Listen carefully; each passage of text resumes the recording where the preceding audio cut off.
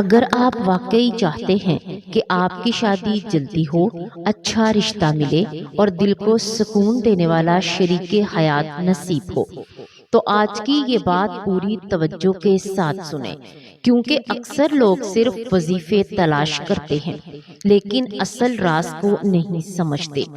کیا آپ نے کبھی غور کیا ہے کہ بعض لوگوں کے رشتے فوراً طے ہو جاتے ہیں اور بعض سالوں تک انتظار کرتے رہتے ہیں؟ آخر اس کے پیچھے کیا راز ہے؟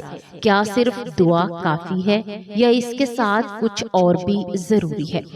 آج ہم اس حقیقت کو کھول کر بیان کریں گے، ایسی باتیں جو دل کو بھی لگیں اور زندگی بھی بدل سکتی ہیں۔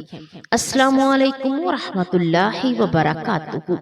پیارے ناظرین، سب سے پہلی بات یہ سمجھ لیں کہ شادی صرف ایک دنیاوی معاملہ نہیں، بلکہ یہ اللہ کی طرف سے ایک نعمت ہے، ایک نظام ہے اور ایک آزمائش بھی ہے۔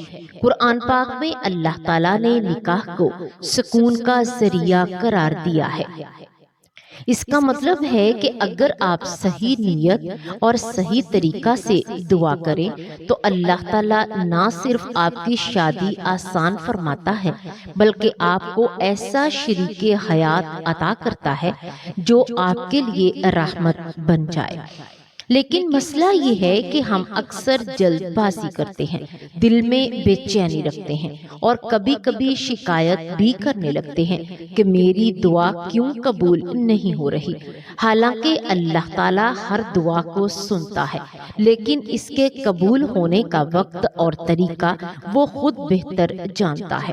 اس لیے سب سے پہلے اپنے دل کو مطمئن کریں اور یقین رکھیں کہ اللہ آپ کے لیے بہترین فیصلہ کرے گا۔ اب ایک اہم بات، کیا واقعی کوئی ایسی خاص دعا ہے جس سے فوراً شادی ہو جائے؟ اس کا سیدھا جواب یہ ہے کہ اسلام میں کوئی جادوئی وظیفہ نہیں ہے، لیکن قرآن اور حدیث میں ایسی دعائیں ضرور موجود ہیں جو انسان کی حاجات پوری ہونے کا ذریعہ بنتی ہیں۔ اور انہی میں سے ایک بہت طاقتور دعا حضرت موسیٰ علیہ السلام کی ہے۔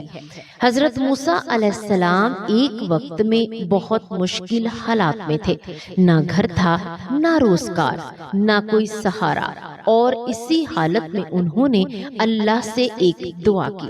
اس دعا کے بعد اللہ نے نہ صرف ان کے حالات بہتر کیے بلکہ انہیں رہنے کی جگہ، روزگار اور نکاح جیسی بڑی نعمت بھی عطا فرما دی۔ اس سے ہمیں یہ سبق ملتا ہے کہ جب بندہ سچے دل سے اللہ کی طرف رجوع کرتا ہے تو اللہ اس کے لیے راستے کھول دیتا ہے۔ اسی طرح ہمیں یہ بھی سمجھنا چاہیے کہ صرف الفاظ دہرانا کافی نہیں ہوتا، بلکہ دل کی کیفیت، نیت کی سچائی اور اللہ پر مکمل یقین ہونا بہت ضروری ہے۔ اگر آپ دل میں شک رکھتے ہیں یا صرف آزمانے کے لیے دعا کرتے ہیں تو اس کا اثر کم ہو جاتا ہے، لیکن اگر آپ یقین کے ساتھ، عاجزی کے ساتھ اور اللہ پر بھروسہ کرتے ہوئے دعا کرتے ہیں تو اللہ ضرور آپ کے لیے آسانی پیدا کرتا ہے۔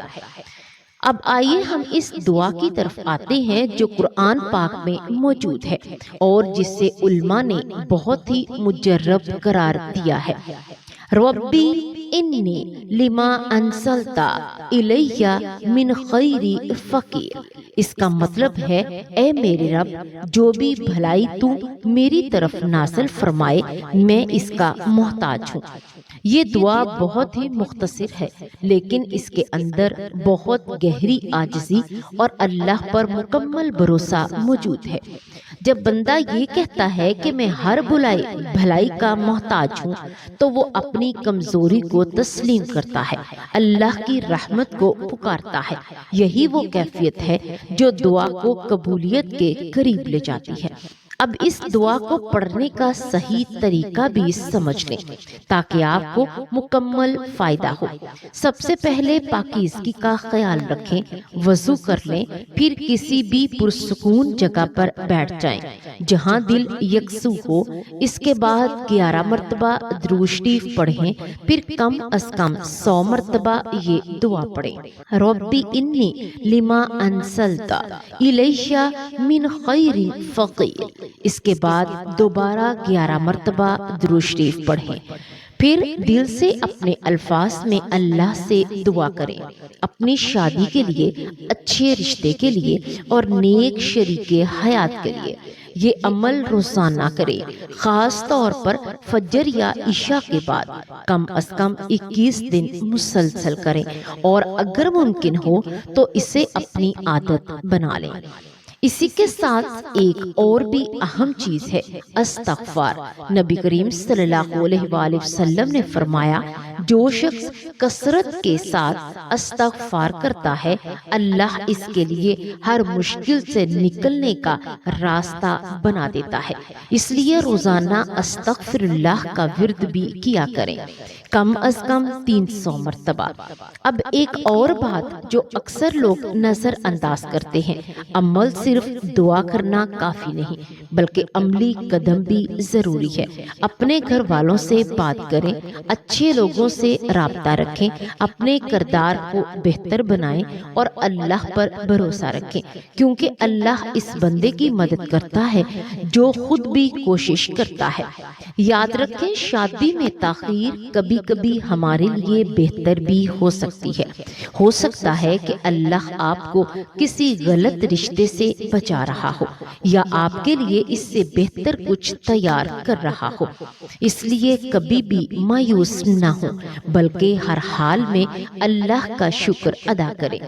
آخر میں دل سے یہ دعا ہے کہ اے اللہ، ہمیں نیک، صالحہ اور ہمارے لیے باعث سکون شریک حیات عطا فرما، ہمارے نکاح کو آسان فرما، ہماری تنہائی کو خوشیوں میں بدل دے اور ہمیں ایسی زندگی عطا فرما جو تیری رضا کے مطابق ہو۔ یا رب، جو بھی اس دعا کو سنے یا پڑھے، اس کے دل کی جائز خواہشات کو پورا فرما، اس کے لیے آسانیاں پیدا فرما اور اسے جلد نیک اور بہترین رشتہ عطا فرما، آمین۔